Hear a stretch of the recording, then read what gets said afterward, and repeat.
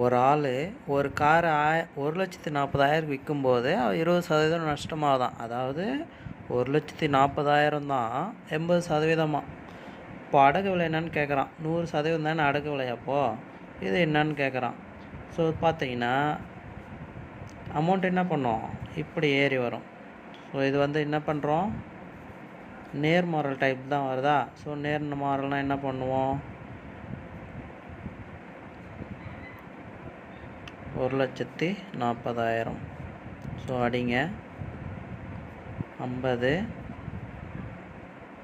4 3 12 5 20 0 0 3500 × 50 5000 5 25 5 மிச்சம் 2 5 5 16 17. ஸோ இந்த 0 0. ஸோ 1,75,000 தான் அடக்க விலை.